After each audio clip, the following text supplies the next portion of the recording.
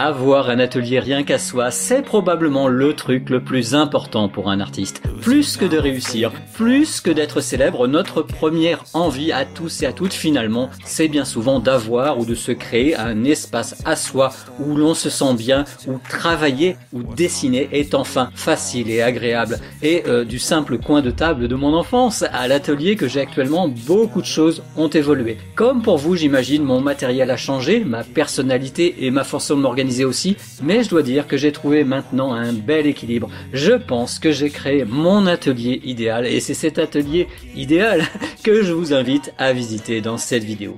Alors bon, les amis, quand j'ai emménagé dans ma maison actuelle, je me suis retrouvé avec 7 grandes pièces, une grande chambre, une ancienne chambre complètement vide qui allait devenir mon futur atelier. Un grand espace avec donc la possibilité de travailler seul bien sûr, mais aussi de pouvoir un jour d'avoir la place pour travailler à plusieurs avec mes élèves ou avec des assistants éventuellement.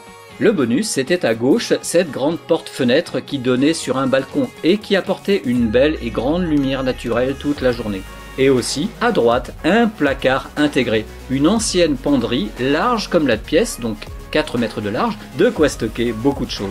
Et d'ailleurs, vous imaginez bien, j'ai tout de suite pensé à y stocker mes BD, comics et autres mangas. Très vite d'ailleurs, j'ai imaginé et fabriqué moi-même à l'intérieur des étagères sur mesure. Transformer cet espace en bibliothèque sur mesure avec notamment une hauteur ajustée à la hauteur des livres eux-mêmes pour ne pas perdre d'espace en hauteur et pour pouvoir ranger ainsi un maximum de ces livres. Mais je voulais aussi pouvoir fermer cette bibliothèque. Oui, parce que mes livres, je les adore, mais je n'ai pas forcément envie de les avoir sous les yeux tout le temps. Donc, j'ai acheté et monté cette porte coulissante en accordéon. Là où une porte classique aurait pris pas mal de place devant, là où peut-être des panneaux coulissants auraient limité l'accès aux livres, là j'ai construit un système où je peux entièrement fermer ou entièrement ouvrir mon placard pour pouvoir accéder à mes livres.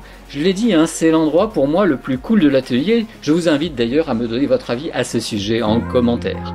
Alors ensuite, il a fallu meubler ce grand espace. J'aurais pu mettre une grande table à dessin au milieu, ou à côté de la fenêtre pour profiter pleinement de la lumière naturelle. C'est ce que font beaucoup de gens et c'est cool. Mais moi, j'ai réalisé que en vrai, j'avais toujours été plus à l'aise avec des petits espaces pour travailler, des petites pièces, et je ne suis pas une exception. Stephen King, par exemple, disait parfois qu'écrire un roman dans une minuscule buanderie de caravane avait été plus facile que, quelques années plus tard, dans un grand grenier luxueux avec une grande table, etc.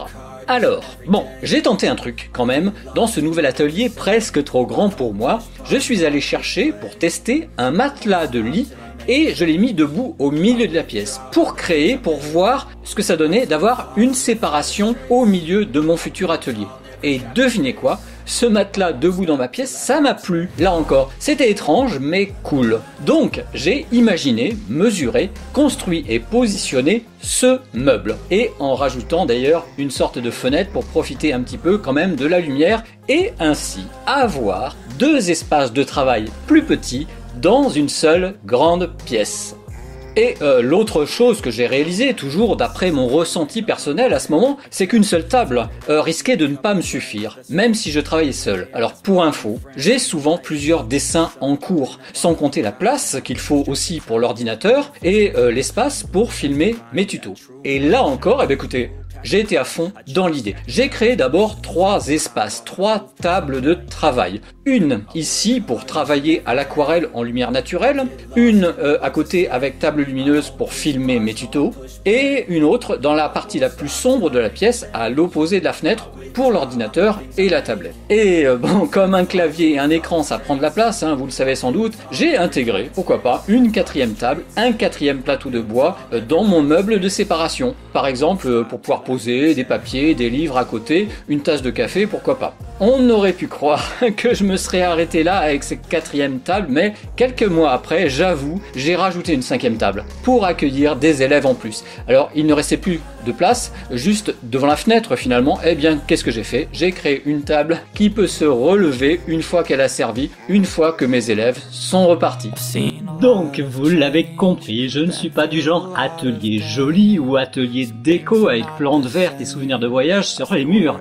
Pour moi, ce qui passe en premier, c'est le côté utile, le côté pratique. Et pour que les choses soient hyper pratiques, je suis assez créatif, je dois dire. Par exemple, ma table et aussi le sol sont foncés, presque noirs. Et ça fait que quand une feuille blanche y est posée, je ne vois qu'elle. Je plonge dans mon dessin très facilement. Je me mets au travail très facilement car rien d'autre n'attire mon attention, ou presque, sur ma table. Ni d'ailleurs sur les murs qui sont blancs, ainsi que le meuble Ikea à gauche, et idem pour les étagères au-dessus. J'ai même fabriqué moi-même un grand poster, juste en noir et blanc, avec mon imprimante pour être dans une ambiance manga, mais qui ne m'enlève pas ma concentration au travail.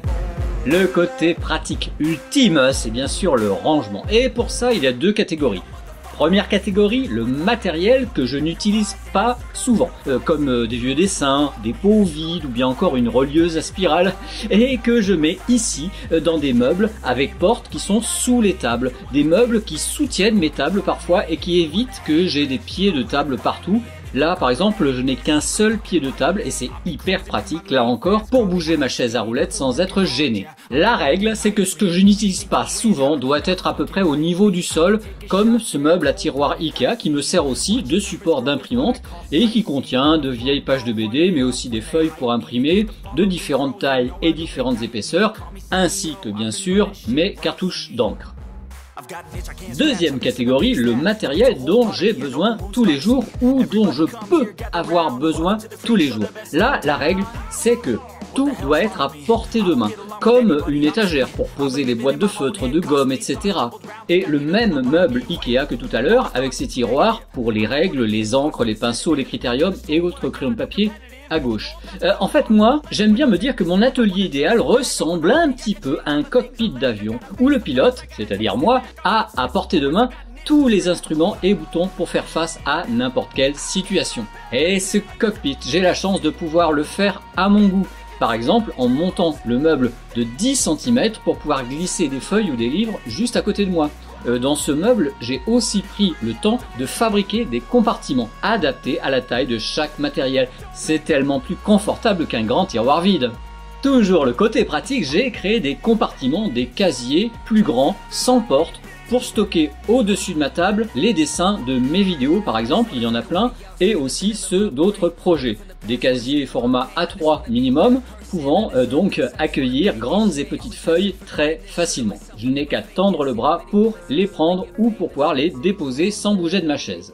Alors bien sûr, il reste encore des tas de choses à faire dans cet atelier, mais j'avoue, pour l'instant, cet atelier atypique a beaucoup fait pour ma productivité et mon plaisir personnel pour travailler. Même quand, je vous avoue, certains jours, j'ai parfois moins envie ou que j'ai moins l'inspiration. Mon atelier d'ailleurs, mes élèves l'adorent, me l'envient même, et pour la plupart se mettent au boulot tout naturellement quand ils viennent me rendre visite. L'ambiance, couleur bois, la grande bibliothèque, je l'ai dit, et les outils à portée de main y sont pour beaucoup. Je suis très fier de vous avoir montré mon grand petit atelier et j'aimerais savoir en commentaire, et vous, c'est quoi votre atelier idéal? Si vous pouviez avoir cet atelier parfait pour vous, il ressemblerait à quoi?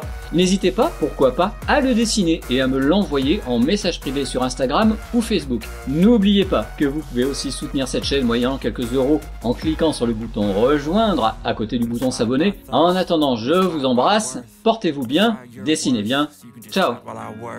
I ain't tired, you first. I'll write a second, third verse about the lies you go disperse. You never did shit, I know it hurts. Something deep inside